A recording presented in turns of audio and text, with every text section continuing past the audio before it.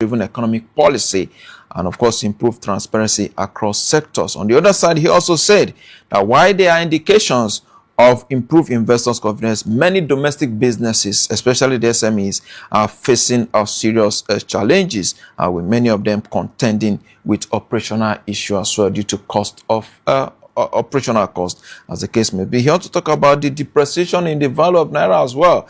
I mean, which has also increased cost of production, affecting competitiveness and heightening operational risk for many businesses. Quite a couple of issues there that he did raise yesterday. But we now have him joining us now on the show, DG Nigeria Employers Consultative Association NECA, Adewale Smart Ayorinde. He joins me virtually from Geneva, Switzerland.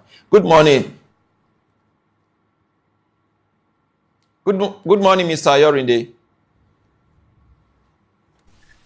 Good morning, and thank you for having us once again. All right, it's always a pleasure having you on the show. Let's quickly get your reaction. Thank you. Government of Bola Ahmed Tinubu, a few days ago celebrated its 3 years anniversary. Talk to us about what you feel and, of course, what needs to be improved upon. Thank you once again for having us, and happy new month to you and to our viewers. You know, as we said in our release, we want to commend first the administration for the bold steps, the bold initiatives that the government has taken. Without the bold step of removing the fuel subsidy, we'll probably never have removed it. And from the background information we have, being a major stakeholder in the economy, we are aware how bad it was just before the administration came on board.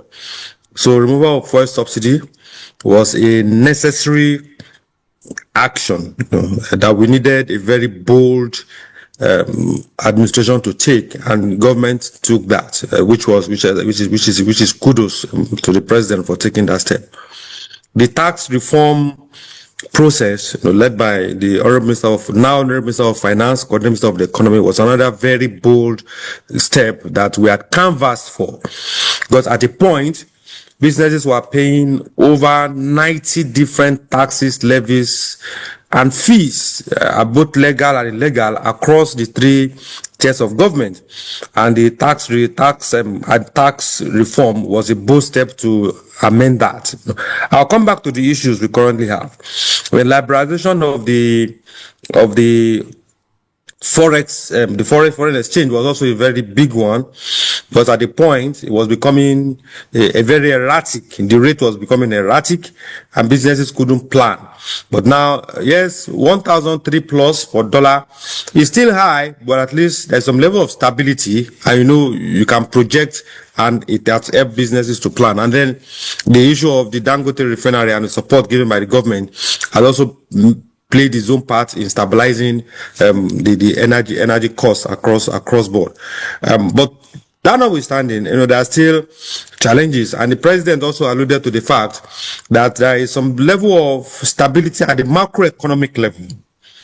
But we needed that stability at the macroeconomic level, that direction that you can feel at the macroeconomic level, to be translated to the microeconomic level, translated to the income level for households, translated to definitive positives for MSMEs, because on the long run, the MSMEs drive the economy.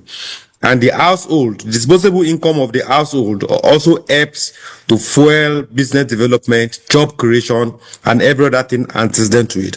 So it has been a mixed bag, very positive, very bold steps. And I also remember that the president alluded to the fact that in his second term, if he gets it, that the benefits, that Nigerians have bared the pain, they've sacrificed, and the benefit of those reforms will start manifesting in the next couple of months. And we hope that will be activated as quickly as possible. So mixed bag of positives and not so positives. But I think we seem to be on the right path, and we just hope the government will do what is necessary to fast track the benefit of these reforms for all Nigerians, including businesses.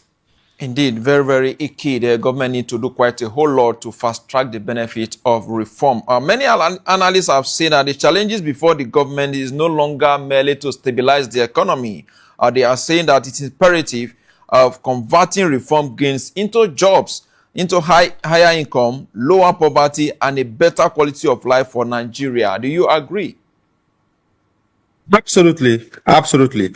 I think for 3 years, I think the foundation for whatever prosperity that we might be anticipating, I think the foundation is already been set. But we cannot spend, you cannot stay too long building foundations. We've settled the issue of the reforms. I think government is on the right path on certain activities that are taken. You cannot be 100% correct, because if you are, then there's no room for improvement. So those areas that we notice there are needs for improvement, there are need for deepened stakeholder engagement. We've continuously shared our recommendation with government. But you are absolutely right in the context of making the reforms, making the effects to be felt by the average Nigerians. The cost of living need to drastically come down. We need to do more in dragging inflation down. We need to do more in managing regulatory issues. Kudos to PEBEC, the Presidential Enabling Business Environment Council, that has consistently supported the organized private sector in regulating the regulators. But we need, at the shop floor, at the individual level, we need to feel that, because this is the dynamics of this conversation, and sometimes you find it difficult to understand why some persons they can't put two and two together, because 9 out of every 10 jobs, or let's say 8 to be conservative, is created by the private sector. Now, for us to deal with the issue of job creation, then the natural or the logical activity should be, how do we support the private sector more? While we commend the government for what it has done, what it's doing to support the private sector, but what can we do more to support the private sector to be in a position to create jobs? Because if you are creating more jobs, then you are invariably resolving the issue of insecurity, because the young Nigerians who has the energy to do whether positive or negative in the context of social activities, you'll have employed them. That will also resolve partially the issue of revenue, because as businesses are expanding, their corporate income tax is expanding. The employees that are being employed, they also pay payee. So it's one activity that has various kind of positives along the line.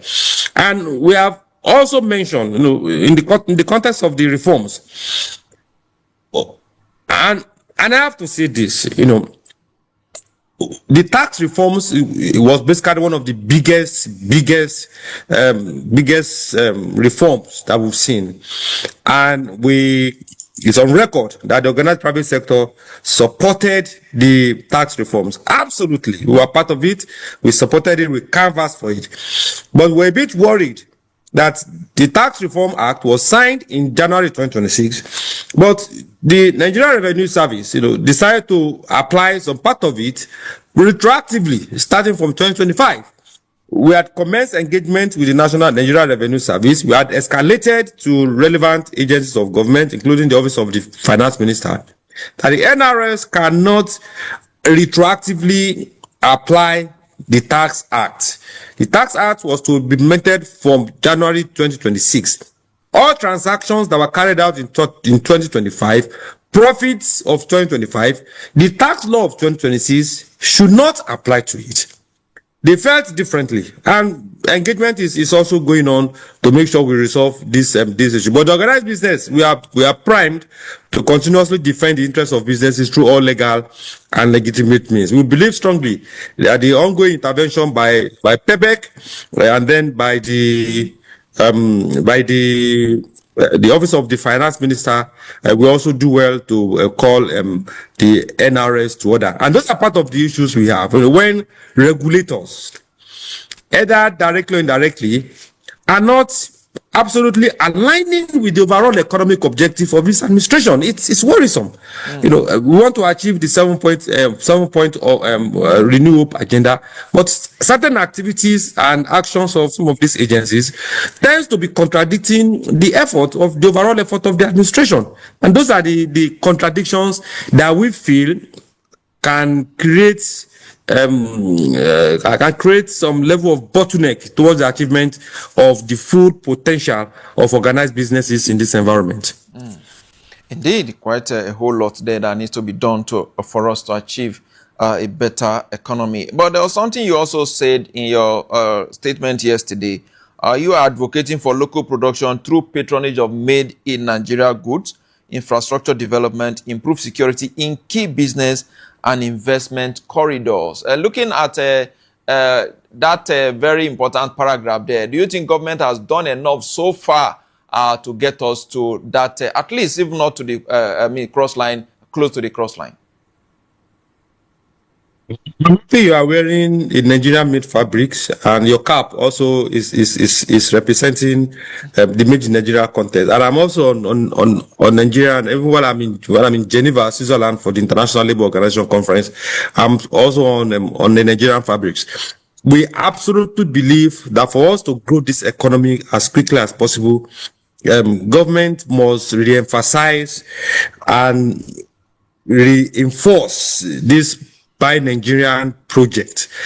We don't have option than to grow this economy, and no foreigner will grow it for us. We must start by growing this economy ourselves, and by upscaling the made in Nigeria, buy the made in Nigeria product is something we must do. We must support the manufacturing sector so that not only that they can produce, but their production can be competitive. Because it doesn't add up if the cost of production of a unit of goods in Nigeria is higher than the cost of producing that same good across the border. So an average Nigerian that is struggling with disposable income will rather buy the foreign goods that is cheaper than buy the Nigerian product that is a bit higher. And that way we'll be exporting jobs.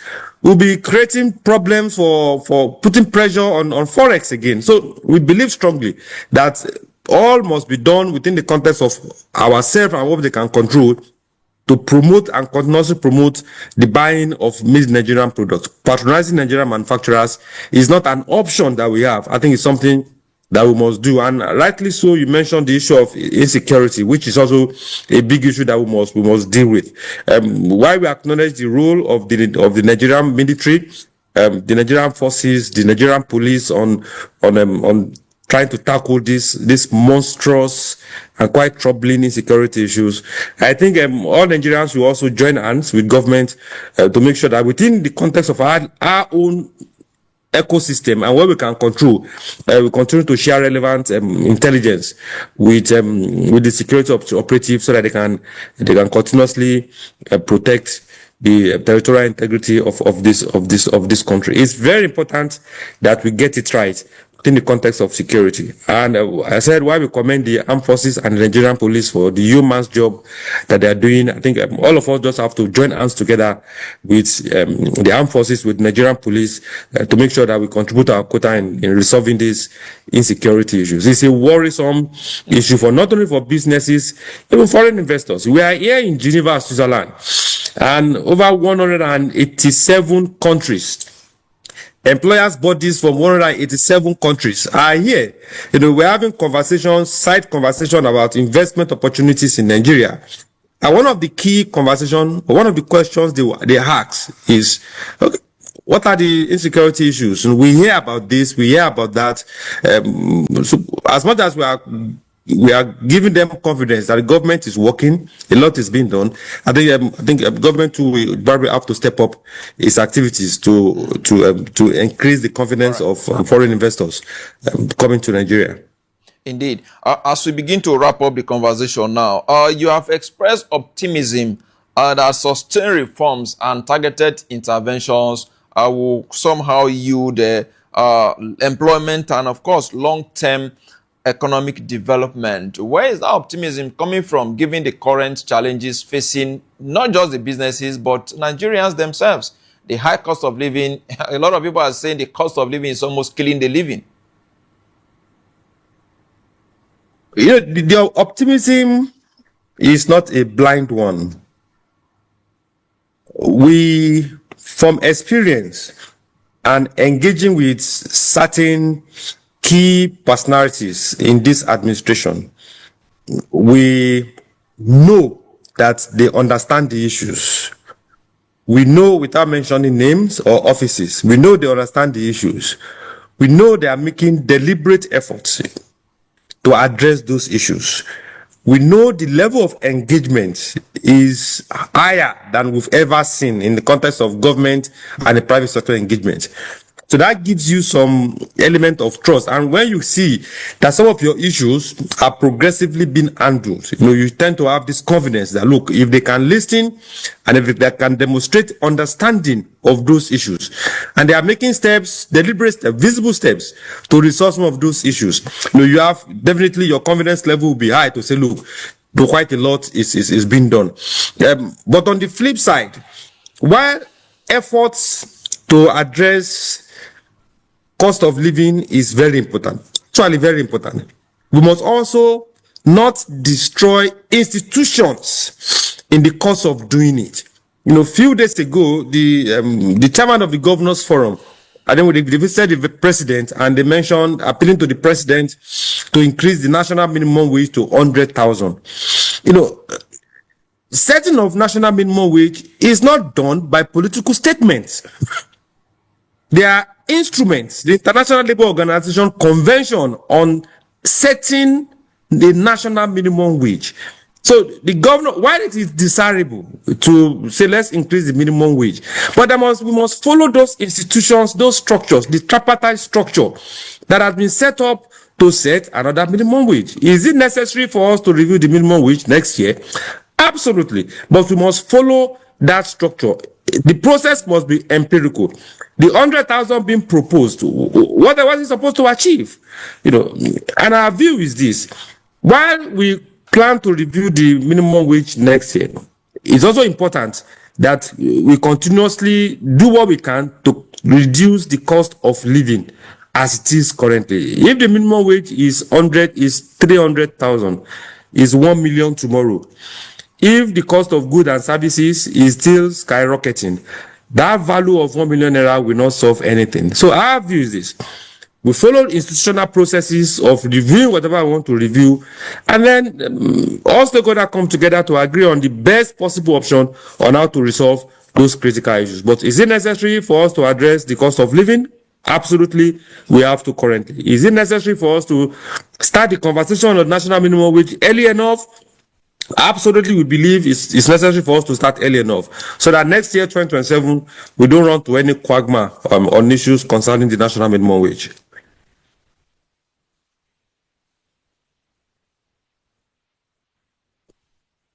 See now that you are attending, talking about International Labour Conference, which is taking place. 114th session of that conference is taking place, which you are attending in Geneva, Switzerland.